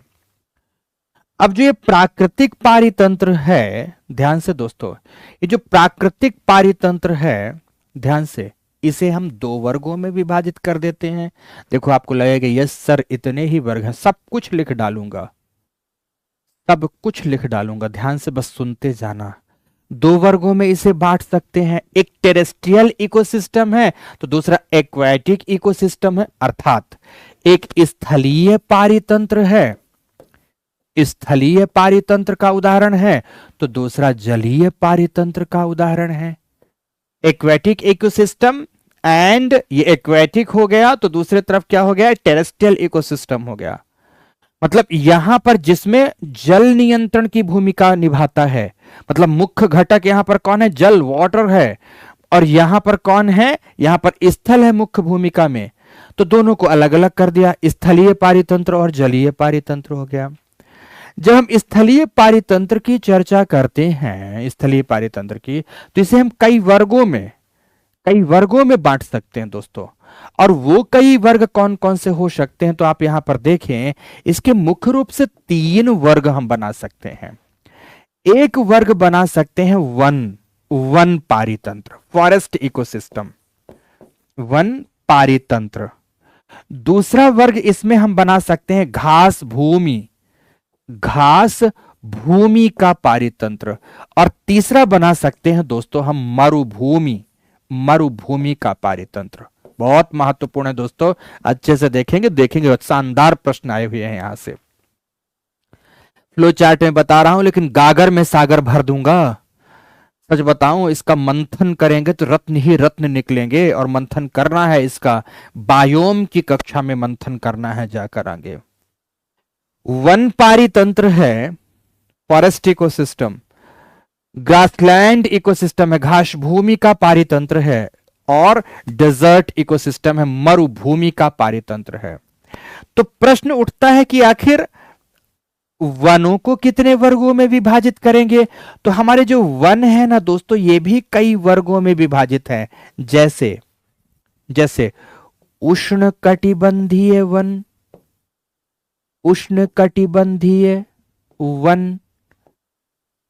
शीतोष्ण कटिबंधीय वन, तो शीतोष्ण वन। तो फिर कौन से होंगे? टैगा वन होंगे। जलवायु के आधार पर बांट दिया हमने, जलवायु के आधार पर बांटा। और अब वनों की प्रकृति के आधार पर इन तीनों वनों को अगर बांट दूं, उष्णकटिबंधीय वन हो गए, शीतोष्ण वन हो गए, टैगा वन हो गए। पर वनों की प्रकृति के आधार पर अगर बांट दूं, तो वनों की प्रकृति के आधार पर देखो ये कैसे बटेंगे। एक तरफ तो सदाबहार होंगे, सदाबहार वन होंगे, दूसरे तरफ पर अर्ध सदाबहार होंगे। अर्ध सदाबहार को हम लोग मिश्रित वन कह देते हैं, सदाबहार कह देते हैं। फिर तीसरे तरफ पर्णपाती वन होंगे, पर्णपाती वन होंगे। पर्णपाती या पतझड़ वन होते हैं, पर्णपाती या पतझड़ वन होते हैं। ठीक है, ये वन है, सदाबहार वन है, अर्ध सदाबहार वन है या पर्णपाती वन है, इस वर्ग में बांट सकते हैं। तो दूसरे नंबर पर दोस्तों इस सब के वन हो गए। जैसे सदाबहार में उष्णकटिबंधीय विषुवतीय सदाबहार वन, तो शीतोष्ण कटिबंधीय सदाबहार वन। समझ रहे हैं मेरी बात की नहीं? तो शीतोष्ण कटिबंधीय सदाबहार में कौन कौन से आएंगे? ढेर सारे वन आते हैं उसमें, सब बायोम्स में चर्चा करेंगे। बताया ना, इसको मथेंगे पूरा ना तो गागर में सागर निकलेगा, और मथेंगे कहां पर जाकर? बायोम्स में। इन सारे प्रकार के वनों में, पृथ्वी के सारे वनों की चर्चा की जाएगी। अभी तो केवल पारितंत्र के प्रकार आप यहां देख रहे हो। इन वनों की अपनी क्या विशेषता है, इन वनों की जलवायविक विशेषता क्या है, इन वनों की मृदा की विशेषता क्या है, अवस्थिति कहां है, विस्तार कहां है, यहां वनस्पतियां कैसे हैं, यहां जंतु कैसे हैं, इनकी इनकी इनकी पारिस्थितिक विशेषताएं कैसी हैं, यहां की पारिस्थितिक समस्याएं कैसी, सब पक्षों पर चर्चा बड़े विस्तार से होगी 3 से 4 दिन की क्लास में दोस्तों। तो विविध प्रकार के यहां वन हो जाएंगे, और इसी में एक विशेष प्रकार का वन होता है बोरियल वन, जिसे हम लोग टैगा वन कहते हैं, टैगा वन कहते हैं। तो आपने ये देखा। तो अब बात आती है घास मैदान की, कि ये घास भूमियां कितने प्रकार की होती हैं। तो घास भूमियों को भी कई वर्गों में रखते हैं मेरे प्यारे दोस्तों। एक जो उष्णकटिबंधीय घास मैदान होता है उसे सवाना कहते हैं।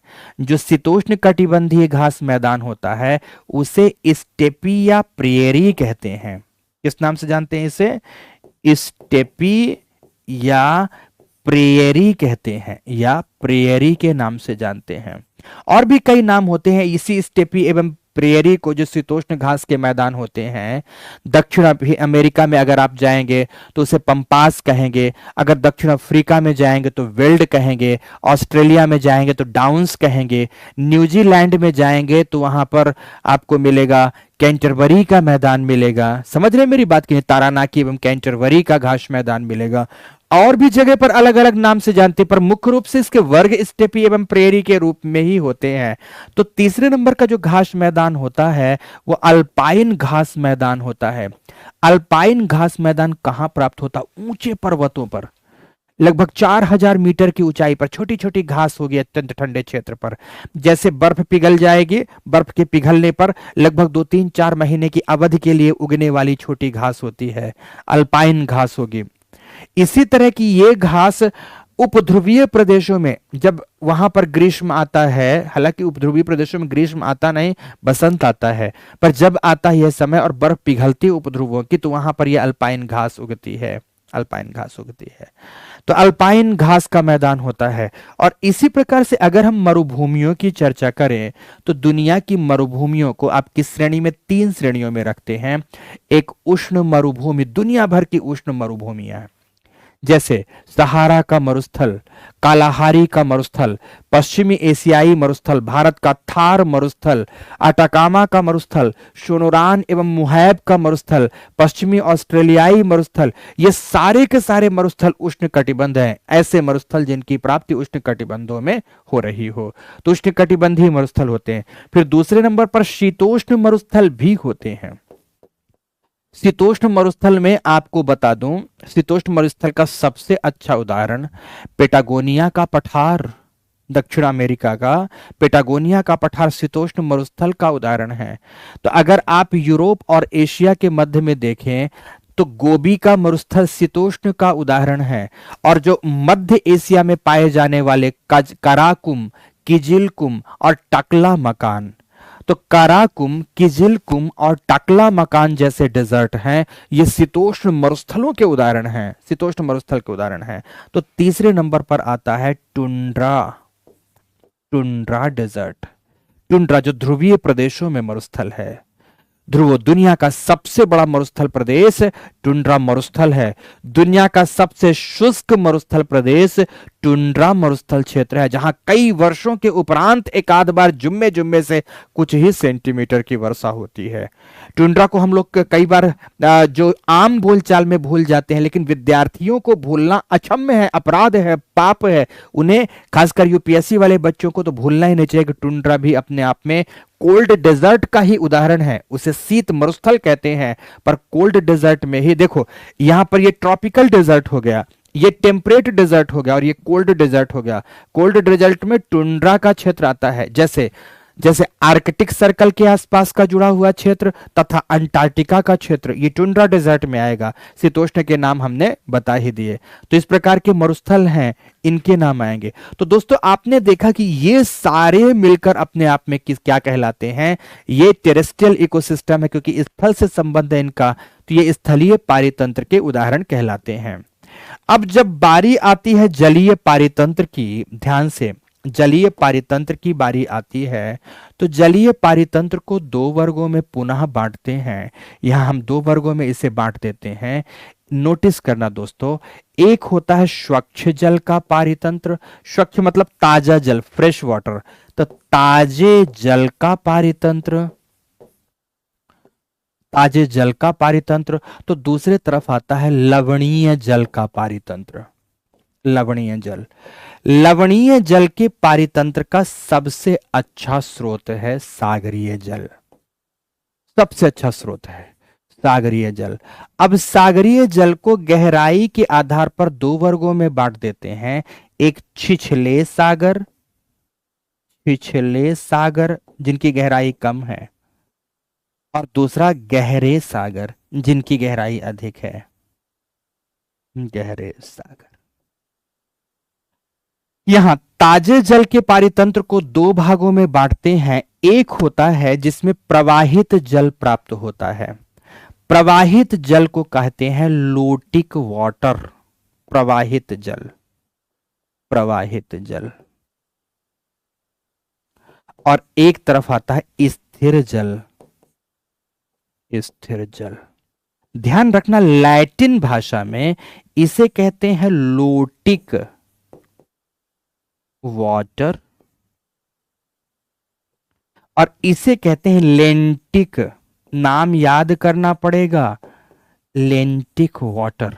लेंटिक वाटर इकोसिस्टम। तो एक तरफ लोटिक वाटर हो गया और एक तरफ लेंटिक वाटर। प्रवाहित जल में क्या आ जाएंगी? नदियां आ जाएंगी।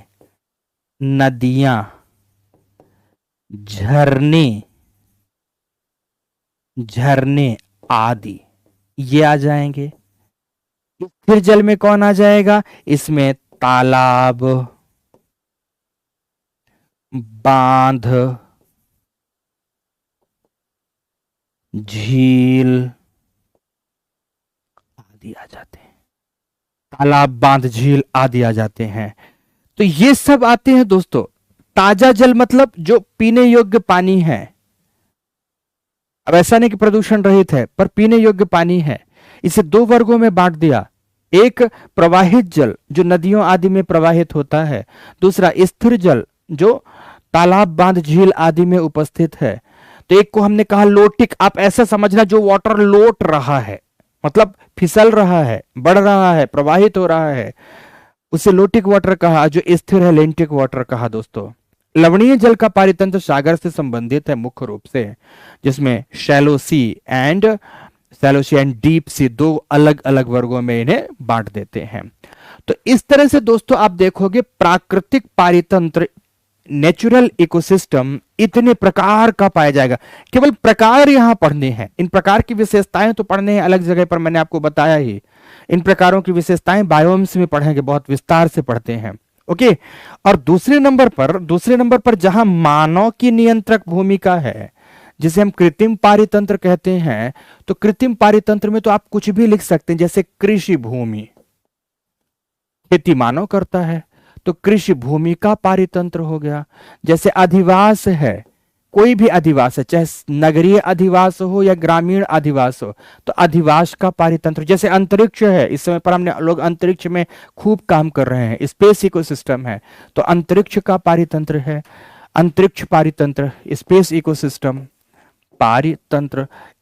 तो कुल मिलाकर जहां नियंत्रक की भूमिका मानव की है उसे हम कृत्रिम पारितंत्र में रखते हैं, पर जहां प्रकृति ही नियंत्रक भूमिका मुख्य रूप से निभाती है उसे दोस्तों हम किस में रखते हैं, उसे हम नेचुरल इकोसिस्टम में रखते हैं, नेचुरल इकोसिस्टम में रखते हैं। तो इस तरह से पारितंत्र अगर दुनिया के स्तर पर देखे जाएं तो इतने प्रकार के प्राप्त होते हैं, ये तमाम प्रकार के पारितंत्र होंगे दोस्तों। क्लियर हो गई मेरी बात कि नहीं? पूरा पेज आपको दिखे इसलिए मैं थोड़ा साइड हूं, देखो पूरा पेज यहां दिख रहा होगा आपको, इसको आपको अपनी कॉपी में बनाना है, ड्रॉ करना है, सभी को पूरा पेज ऐसे ही ड्रॉ हो जाना चाहिए। ठीक है, अच्छे से ड्रॉ करिएगा, सबकी विशेषताएं आगे पढ़ेंगे आप लोग, ठीक है, मुझसे ही आगे पढ़ेंगे। ओके, लिख लिया सभी ने? लिख गया तो अब दोस्तों ध्यान से, तो आज की अपनी इस कक्षा में अब हम लोग इतना ही पढ़ेंगे। वजह क्या है कि कुछ ज्यादा ही पढ़ा दूंगा, तो आज हम आपके कमेंट्स तो ले नहीं पा रहे हैं, कमेंट्स ना ले पाने की वजह से कुछ ज़्यादा ही पढ़ा दूंगा तो हो सकता है आपको थकान लगने लगे। जैसे अगर लाइव क्लास होती तो कुछ कमेंट्स ले लिए, कुछ बात कर लिए, एटसेट्रा एटसेट्रा, कुछ ऐसा हो गया।